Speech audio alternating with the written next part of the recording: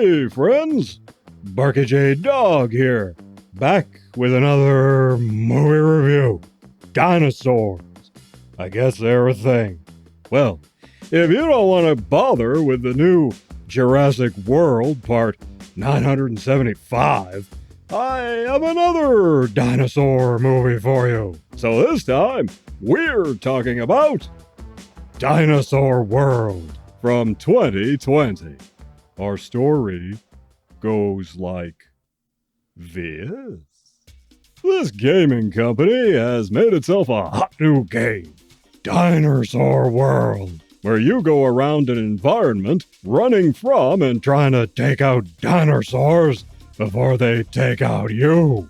The company wants to have a big tournament to promote the game, so they gather people who win entry in a sort of lottery type thing. The prize is 5 million smackers.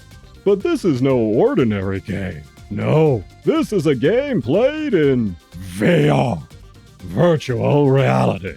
But apparently you don't just wear a pair of fancy goggles. This game has a new technology that goes beyond mere visuals. So not only does it look like you're in the game environment, you feel as if you're inside the environment as well. So if you run around, you get out of breath. If you, swallow a bug, you gag on it. And if you get injured during gameplay, you feel the injuries. I assume you could have hot makeouts too, but nobody tries that. You know the developers did. I would too. So if you fall off a cliff, you feel the impact. If you break an arm, you feel that. If you get wounded or shot or skin your knee, you feel that. And if you get chomped on by a dinosaur, you feel that too. We follow several people through the game before it ends, leaving one winner left standing.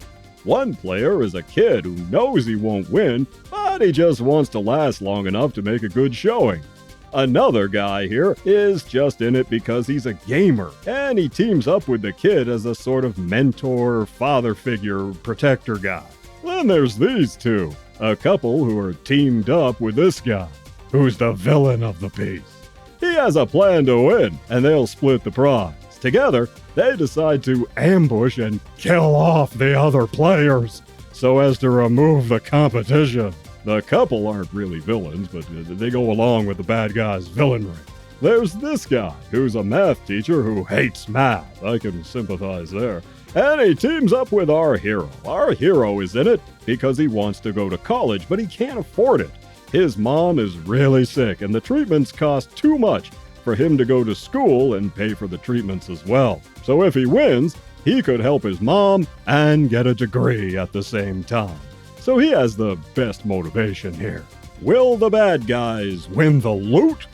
Will our hero make it through to the end of the game so he can help his mom? Or will everyone just get chomped on by the dinosaurs?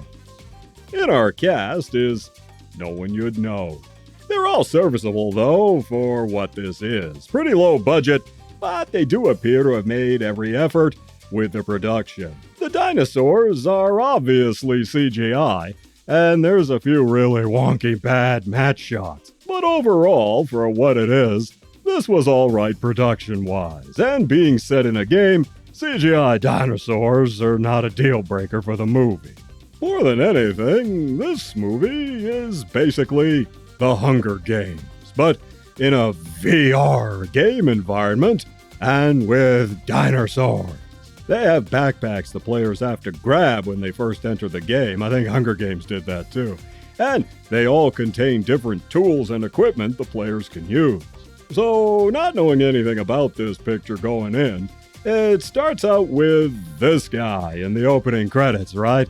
At first, I thought he was on a holodeck, but no. He's in VR. Now, this tech does not require some kind of full-on bodysuit to feel the gameplay or the injuries, like they have in The Lawnmower Man, a movie I reviewed elsewhere on the channel.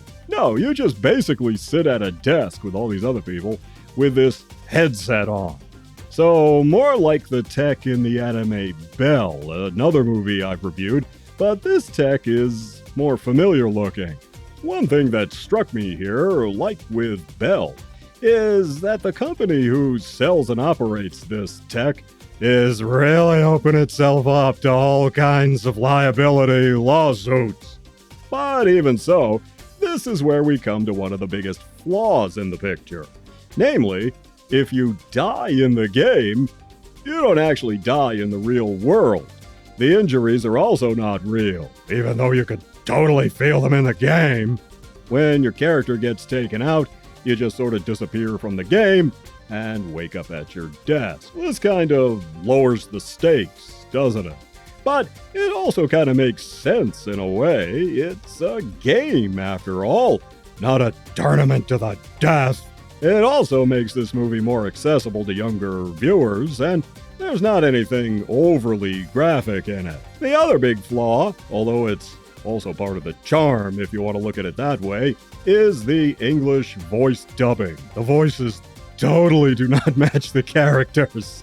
This movie is a weird hybrid made in Asia, or not? I couldn't find any info. But it looks like Asian actors here speaking their native language but dubbed in English. Not as bad as the old Gamera movies, but you know what I mean. So nobody gets hurt in real life, there's nothing overly gory in it, there is some humor, and it's got dinosaurs. I thought the premise was interesting, and I liked the hero and his friend. I had a good time watching this. It's not an Oscar winner by any stretch of the imagination, but it was kind of fun. So I'm giving Dinosaur World 2 paws up. Well worth checking out. You take care of yourselves, and I'll see you in the next one.